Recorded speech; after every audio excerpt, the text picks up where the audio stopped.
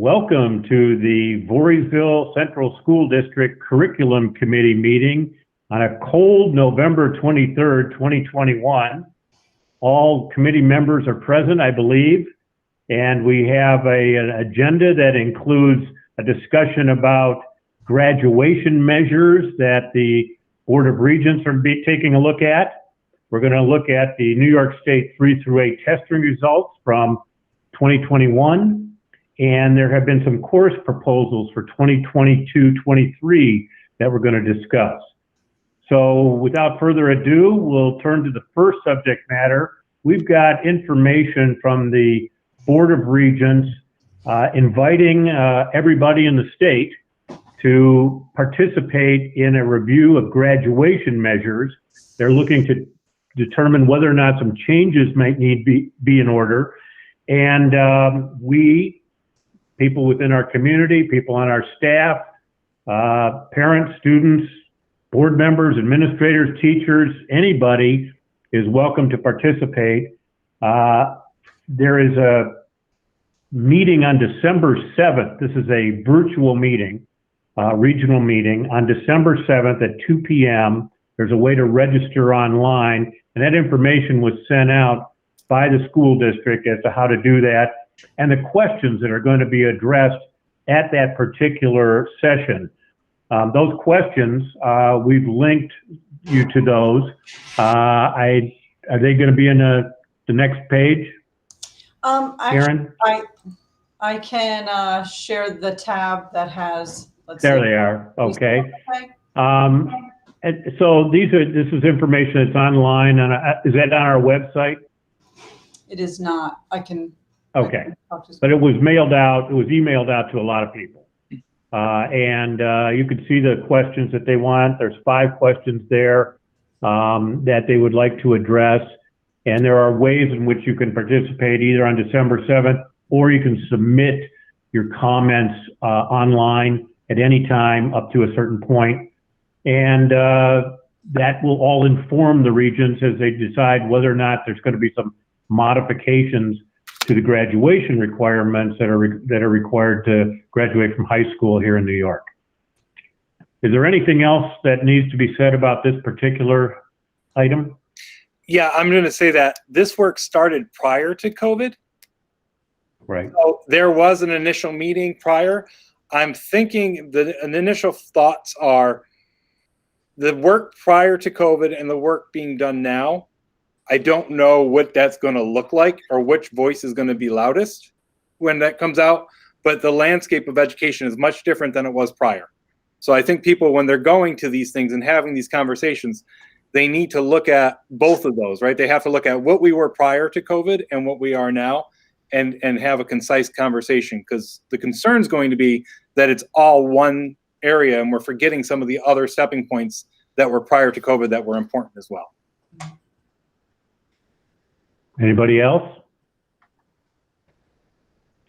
That's a good point, Frank. The world certainly has changed, and I'm actually very happy that the Board of Regents is taking a look at this, because what we have required to graduate from high school in the past may not be as relevant as it is going to be in the future, given all the circumstances in today's world. So it's good for us to talk about these things and try to stay current. And I do encourage any of us. I know I've registered to participate on December 7th, and I hope that anybody who feels inclined or wants to submit something separately will choose to do so. I do think that this will be helpful in determining what we want our kids to know and be able to do when they graduate from high school in the future. Okay, any questions, comments? Item number 1? Oh, no, All right. Tim, I was just going to say Yeah. that I think it is an important conversation, and I think it's not just what we want to have them do, but also what traits we want to help them develop. It's not an endpoint, and it's not a goal line. So I think sometimes we look at it and it's a developmental process more so. So it's just an interesting the way we look at it and the lens we look at it through is interesting. I'm looking forward to the conversation on the 7th.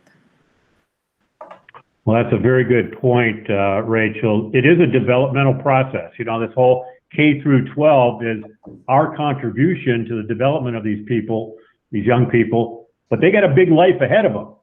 And to what extent they're going to use the foundational skills and knowledge and attributes and characteristics that they've picked up here at our stage is going to be vital.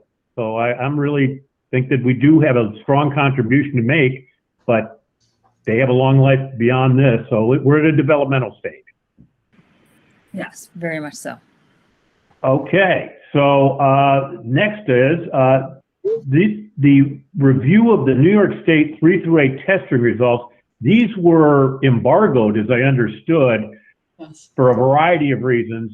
Karen, Frank, you might explain why we're only looking at these now, but let's take a look.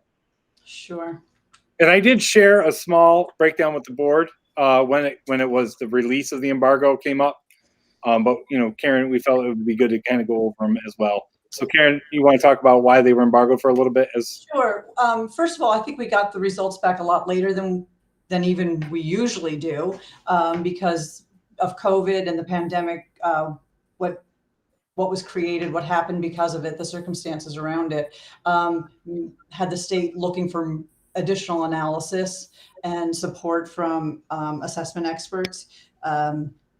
Statewide, about 40% of students took these tests. Usually that's more like 80%.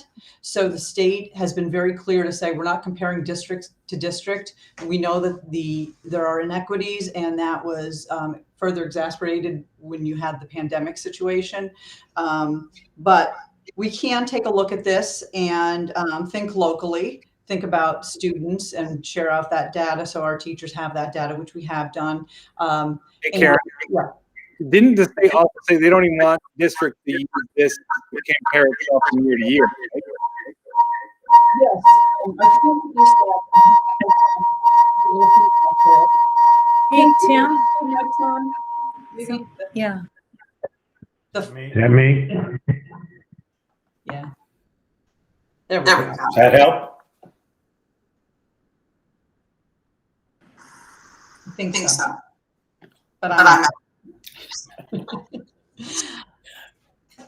So the test was different this spring. As everybody probably remembers, the state has put in a request with the United States Department of Education for a waiver. They did not get that, so we did need to go through with accountability measures. But remote students were not expected to come in if they did not want to. Some chose to, but maybe a handful, not many at all. And what is usually a 2-day, 2-session test became a 1-day, 1-session test, focusing on that multiple choice. So we did not have constructed response for English language arts, for mathematics, nor did we have the performance lab piece of science. So I have to say, as you look at this, knowing what we know about having over 100 students who would be remote, we still had pretty good participation here. And, you know, as you see 68 and 80% on that screen, 64%, when the state had about 4 out of 10 students participating. We did have some decent participation considering. You know, for what it's worth, we didn't do badly with just the multiple choice test, as you can see for English language arts. I'll move down to show mathematics. We had very few kids taking that in 8th grade, as you can see there. And just wait, I just want to say in 8th grade, in case people don't know as well, there are a lot of our students are also taking the Regents exam, so they don't sit for the 8th grade exam anyways.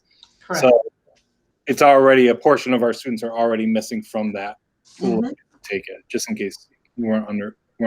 So we always have a drop in that. And then when you look at science in 8th grade, it's the same thing because we have students who take the Earth Science Regents. So we had really only a handful participating in the 8th grade science assessment. But Karen, what was the participation rate for the 8th grade in ELA? About half. Okay. But there's no comparative test that they would have taken for that. There's no regions that they would have been taking for that, no. Okay. Thank you. Mhm.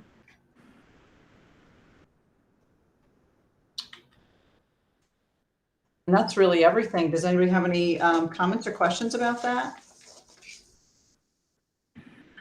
What, if anything, are you thinking the district should be doing with this data? Well, what we've done is we've started to look at students, how they performed against those standards aligned to these are still the Common Core standards. Next year will be our first year with the next gen. And we use that with other other methods, multiple measures, I should say, to know where we need to support students. So if we look at it and we just say a grade 7, what percentage of kids miss standard 1, right? And if we saw that 90% of the students who took the test missed standard 1, well, then we got to look at that and say, did we meet that? How are we meeting it? And what can we do better? Because if a majority of kids are missing a standard, right, that wasn't really comprehended, then we did something. We missed something. They have a deficit of it now. That now we need to make sure that we're catching it and at least assessing it and seeing where they stand. So it's just used as like a data tool. So more like on a micro level where you're looking almost student by student and standard by standard. Yeah. We use something called Tableau reports that is able to like kind of bring it down to the student level for us to really, it's again to help the kids understand where they align with the curriculum. So we know where their assessments stand and where they stand with the curriculum itself. Okay, thank you. You only have a handful or a smaller group, that's probably, I mean, that is where we dig down a little bit more and look at the student by student piece. But if I have a class that had that 80% of the kids in front of me this year took the test last year, now I have something to go on because I can see how they were performing. Are these proficiency scores scored against the entire population that's taking it or against a predetermined rubric? The population that's taking it. So the entire state population or just our district? No, the state. Well, these for us, the participation right now, the proficiency rate though is the level 3, level 4. The 97% is our proficiency rate for the district. Right, but is that level 3 determined by a predetermined rubric that's set before everyone walks into the test? Right. Is it set before kids walk into the test, or is it set after the? No, at least my understanding in the past, if they continue to do it the same way, it was set after that test, which is why it always takes a little bit longer. And they rate all the questions from the easiest to the hardest. They determine what are those proficiency benchmarks. What's the difference between the 1 and the 2? What's the difference between the 2 and the 3? 3 and the 4. So if they're set by the 40% or so students who took the test across the states, across this state, then these results would be different had, say, 80% of the population, of the student population taken it, potentially. We don't know that this is a randomized 40% or... No, we do know that students with disabilities and English language learners were less likely to take the test. We do know that. I saw that on the state ed website. I don't know what it would be if we had more taking it, which is probably another reason why the state says, look at it for what it is, but, And I think, Rachel, you bring up a really good point, is that's why we're really not focusing in. Like, you haven't even heard me say, ooh, that's a great proficiency or not, because we're not focusing in on the proficiency. We're really using it as a curriculum tool to say what standards or needs assessment do the kids need. The proficiency aspect of it, it really isn't really anything we need to worry about. And it isn't necessarily anything that would give us quantifiable, understandable data. Yeah. Okay. Thank you. I just wanted to understand that how those numbers were created. And it seems like this year they were created in a totally different world than they were 2 years prior.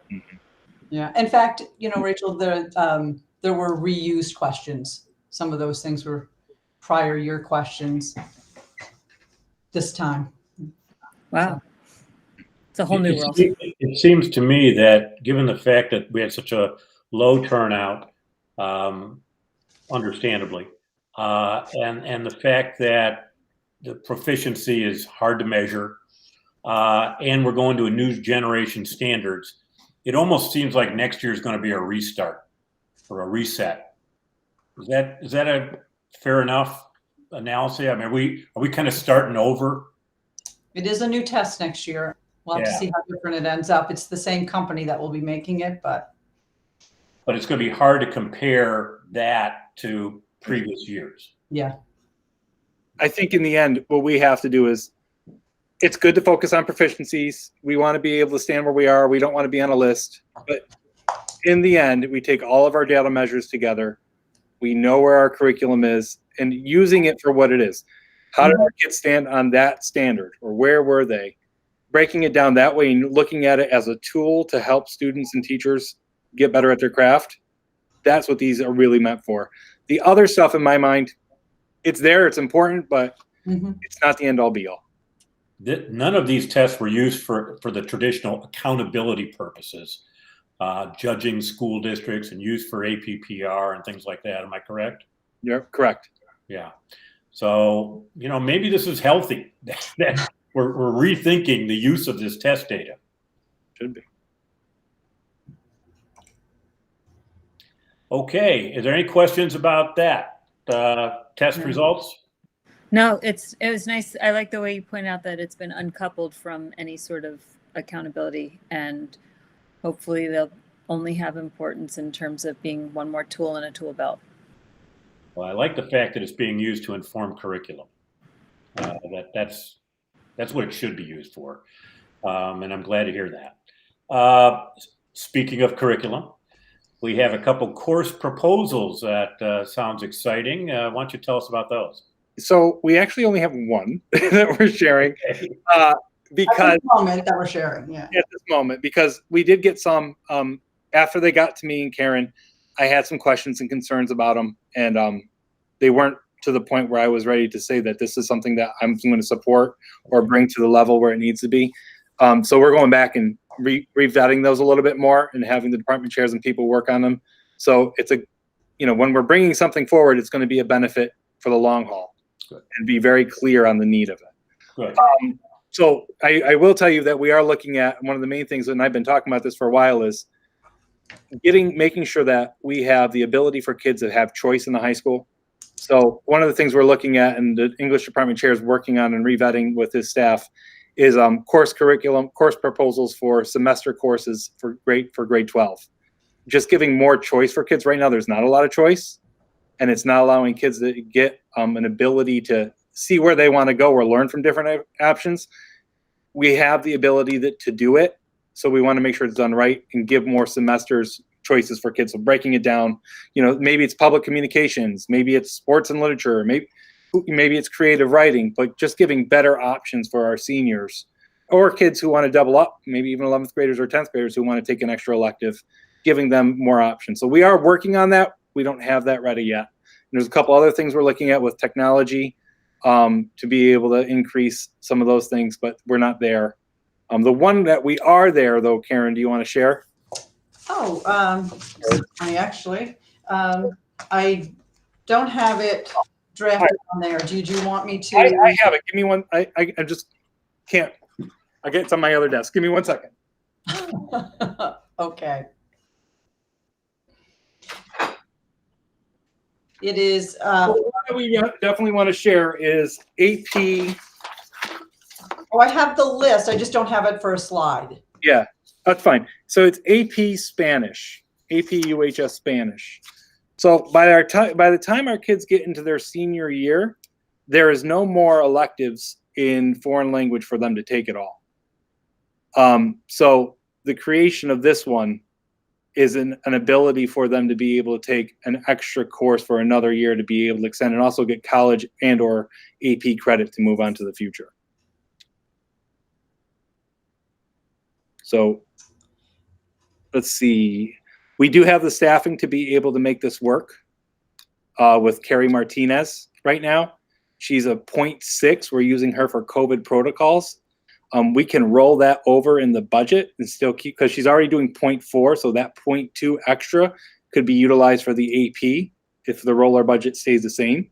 So it's there. We do have the creation of it, and keeping her at a 0.6 will guarantee more likely that we can keep it. When you bring someone down to a 0.4, which we need already anyways, which was April Levy's old position, it's not very enticing for a 0.4 position because there's no benefits involved. A 0.6 position does have benefits. So that is a positive thing to be able to keep staff. You want to make it enticing for them to want to be here. But the AP Spanish course would be then, we'd be able to do it staffing wise, we'd be able to do it budgetary wise, and it gives our students who want to continue with language a 4th year. So our seniors don't have a lot to choose from, right? By the time they've already went through all their processes, their choices are pretty limited. That's why you're seeing kids with, 2 or 3 study halls. We're giving more electives, giving more abilities for kids. Yes, this caters to the higher level kid, but we still need to make sure that we're, when we're talking about making it for all levels, we still have to make sure our kids who have rigor continue those higher levels. And then we got to find lower levels. Thoughts, questions, comments? Frank, could somebody that's already proficient in Spanish take this without having to take Spanish 1 through 3? Well, so they can get the college credit? Well, they have to have a foreign language. So you already have to have the checkpoint A. Right. True. So you would already have to have that. Well, So, if you ever had more than one language, I guess. yeah. Karen, do you know? I don't know that answer. I mean, I don't know for sure. My instinct would tell me that if they met all the qualifications in terms of having the language, and that they would be able to do that. I will say another benefit, for students, because they actually get university and high school credit for that Spanish 4 class. Okay. They take junior year. But, if they're going to continue on with the language, or they want to take a language again in college, usually they recommend doing that, or they want you to do that.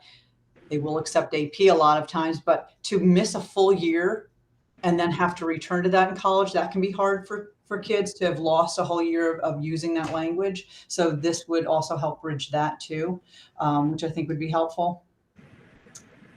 We do have interest, so it's not a super large class, but almost I think all but a couple kids in there said yes or maybe, most of which said yes.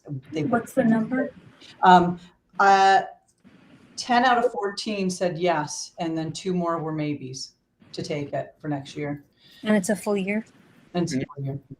10 out of 14 from Spanish 4? Yeah. That's what I saw when I peeked online. So I think I agree it'd be great to have more options. I guess just maybe try to be open-minded if people can take it without certain prereqs.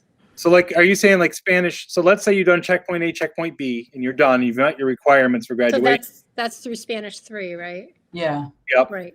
And not, instead of taking, let's say you couldn't fit Spanish 4 Right. junior into your schedule, but you want to take AP, or would you have to do Spanish 4? That's a great question. We haven't even broached it. That would be a great question to talk to the teachers about, because they would probably know what those skills are before that you may be missing if you've only had Spanish with us and you don't have Spanish 4. I'm not sure where that starts, where the one ends and the other starts. No, but it's a good question. That's a great question. Now I see where you're going. So it wasn't like if you came in, you're already fluent in Spanish and you have done it. If you've done the ABs, do you have to take the 4, or can you go right into 3 to the AP? Right. I think both. So say you have a student that transferred, and already, maybe he's on got another language already, but also wants to take the Spanish AP. Maybe, like some courses you can test to see if you qualify or whatever. Just great. any way to be more open if there's other kids that could take it. To be flexible about who gets, Yeah. who can, yeah. That's a good idea. I think it's great. I'm kind of upset that I didn't think about it. Oh. That's a great question. Speaking of test, Chris just got me thinking, is it possible to test out of something? Like if I took a Spanish class and I tested out of it, and therefore I don't need to take that class, but can I get credit for it and then go take a different class? No. It's like school classes, no. Okay. Regents, I believe the Regents does have a test out option, but it's extremely difficult to do. But I Regents exam. like 5 years ago when I was a high school principal. Okay. But I don't remember it. Yeah, you still have those specific credits, 22 credits that you need, 4 English language arts credits, 3 science, You have the test, but you also have class time, right? So seat time is the number, so even if you don't have enough, say you got it and you're super smart and you can test out of it, great. But if you don't have that seat time, it really doesn't matter. I'm not going to get any credit for testing out. Yeah. Okay. Got it. But there was something with the Regents, I can't remember, but there was an option for testing out for something. I can't remember the specifics of it though. Yeah. And really, that's it on that one course proposal. But other than that, do you like that course proposal? Does that look like something? Let me ask you, what our role here is to what? And what happens to a course proposal? You bring it to us, you're asking our opinion, and then what happens? Well, then I don't know because we haven't done this before. I don't know what's been done in the past year. To be very honest with you, this is a thing. Like they've never had course proposals before here, where teachers have the choice to be able to put in course. Oh, okay. We're breaking new ground. Okay. So I don't know how it's been done here back in the past. I mean, I would imagine it would go through me, and then it would go through the curriculum committee. And if the curriculum committee feels that it's a positive thing and that, we can support it, budgetarily wise and everything else, then everybody says, yep. And then we move on. And then we put it in to the course requests. Are you making a recommendation to us? I think this one's a positive one that I can get behind. Again, go ahead. Yeah. Rachel? No, I think that this one's great. I wonder if there are other course proposals that are, or requests that are coming from students that are out there. Just curious, is there anything else out floating around that students have requested or that other teachers don't do course requests? It's staff do course requests because the staff have to teach the curriculum and write the curriculum. Yeah. So, I mean, if they're talking to kids and the kid goes, I'd really love a sports and science class, right? Science and, the sports class. Fitness and the teacher would have to be able to put the recommendation in because it comes from the department chairs, right? The teachers and department chairs have to work together to put it in. So if a kid really is interested in like, oh, I wish we had this, they should talk to their teachers about it and go in. But kids don't put the course request in because it has to be developed by the teacher. Is this a curriculum for this AP course substantially different than Spanish 4? It is a higher level, yes. And in fact, the teacher would have to get trained, go to a special training for a week, and it's pretty specific. Well, are you looking for us to vote, Frank? Well, I'm just wondering, how do you feel? I mean, just show of hands, is this something that you support, really? As a group, what's your thoughts on it? Would we want to offer it? Yeah. Well, how about we make it official? Is there a motion to support the? We don't do that. We don't. It's just survey. We can't do it in a committee. No. Yeah. Okay. All right. I get it. What do you think? You're going to say something. Oh, I was just going to say, on the surface, of course, I support it and love it. I think it gets trickier if we're basically voting on a 0.2 teacher, right?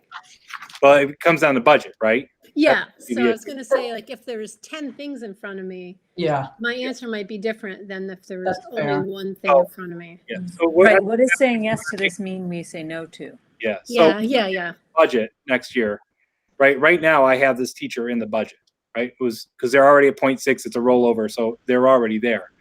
If it comes down to it, and I'm looking at the budget and I'm doing this, and that $5,000 extra can't be done, or 10,000, whatever it would be, then I would say, no, I'm going to cut it. Or let's be honest, if I only have 4 kids who sign up for it, no. Like there's a lot of different interests or things that come along to this. But, at first we have to say, is this something we want to be able to support? If it's a full-time teacher, I think it would be a whole different topic, and that was something that was floated around to me. That's a whole different topic, right? A full-time teacher.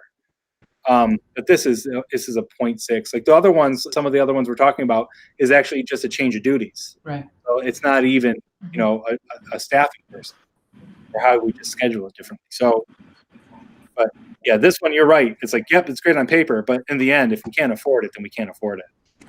And also, not just if we can't afford it, but if it means we're saying no to something else that would be an option that we just don't know about right now, or we're not including in this conversation.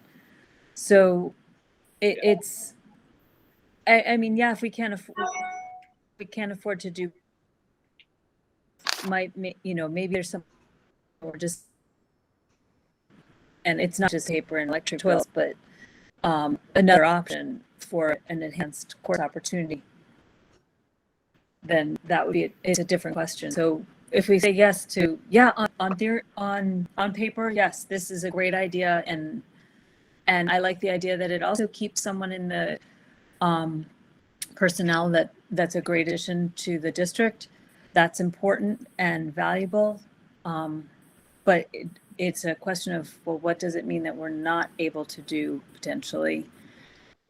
And not just, you know, infrastructure, lights and maintenance, but what other course opportunities might there be that might be not available, like Right. that we just don't have in front of us. But maybe Right now, we don't have any, to be honest with you. Well, there we go. Yeah, and I'm not going to bring something to the board that I wouldn't support, nor does it fit into the curriculum, right? Or Right. Absolutely. So, you know, Mhm. that's important to state. Like, you know, there might be something out there that's like, I'm going to teach sixth graders how to dance the jig, yeah. but that might not, yeah, it's not out there. I'm just saying, but that might, you know, in the educational structure and everything that we talk about our goals, it doesn't fit, you know, or we don't have the staffing for it, or, you know, in the grand scheme of things, we need more special education or AIS resources. I'm not going to bring this to the board. I'm not even going to bring it up to us. I'm going to say, no, let's look at another option or other options for us that meet the needs of all kids. But right now, this doesn't take away from anything.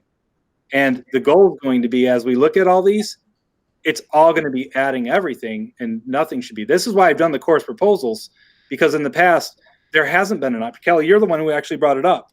There hasn't been an option for people to give new courses. So we've been staying stagnant and giving new ideas. So this is the reason why, is because we were missing things.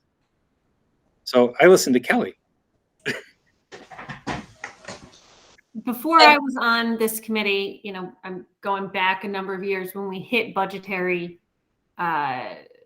shortfalls and we had to start making cuts. And Frank, this before your time, we made a lot of cuts at the high school, which hasn't left us with seniors with a lot of study halls and whatnot. Do we have those courses to just reinstate? I don't know what those courses were. Well, right. Do we know where that information is? Who would be able to tell us the things that we used to offer that maybe we can just, rather than reinvent the wheel? That's a great look at those question. What courses? did we lose that we don't even realize we've lost because it's been sitting been in a a while. closet for so long? Yeah, that's institutional knowledge that I don't have. I don't have it all, but I know one thing I hear from a lot of kids is the wood shop. Like they can't take a wood shop, or I think that's partly because the teacher's doing other things, but I don't know. Just throwing that out there. That's the only one I can think of off the top of my head. Yeah, I don't think there was another reason Woodshop too, because I think there was an accident too. Yeah, that's true. Yeah. That's true. That was another reason before I got here that I was told about. I don't even want to ask. No. I don't know. I don't know what class.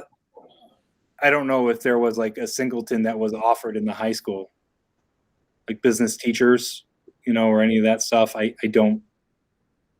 haven't been told otherwise.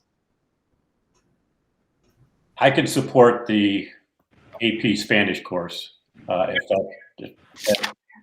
that's something you need. Yep. You would have my support. Feedback on it? Yep, we're just looking for any feedback. Yeah, I was just going to say that not that you guys had to be, held to that choice right now as much as, did you have any concerns about thinking we'd be looking at continuing on with that idea? You know, I think that's, if there were issues or concerns to go that route. Just feedback on it. No, I think it's great. And anything we can do to enhance anything. You know, being aware of trade-offs and whatnot, of course. Right. Yeah, this is great. And I never really had thought about if the kids don't have Spanish in their senior year, then they go a year without a language and then have to do it again in college. That's really hard. The Spanish teacher was the one that actually developed this. Like, Unfold is the one that brought it to our attention as advocating for it. That's awesome. Yeah, I think it's worth exploring and moving forward, but I just would wonder what, other than the potentially physically damaging course, or if there's a way, you know, to keep it safe. Those skills are useful ones. Well, I think that first topic that we addressed today regarding the graduation measures is probably going to usher in a lot of these conversations about changes perhaps in the curriculum or additions or modifications to meet the new graduation requirements that will be coming forward in time. That's probably, I mean, their timeline is not till probably sometime after 2024. Well, I'm going to say this, and I've said it before, and I'll say it over and over again, is our kids are really good at playing school. And I'm not just saying our kids, I'm just saying kids in general, because they have what they're supposed to do. They know they're 22 credits, they have this, and there's not a lot of choice, and there's not a lot of individualization in our curriculums for our kids. You know, and yes, they can do like a CTE program or do other things, but schools aren't set up for kids to, if they're good at arts, to do arts programs. If schools are set up where kids are good at language, to do a language, or if they're good at technology, to do coding. I mean, heck, we don't even have coding classes. You know, like, we don't have choice in our programs and how we meet the needs of our kids. And that's in general in New York State. So this is my soapbox, because I've said it before and I'll say it again.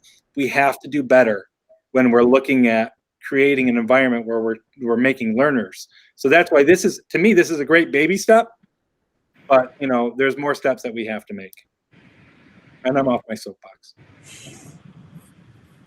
Okay, Frank, I think you didn't hear any objections.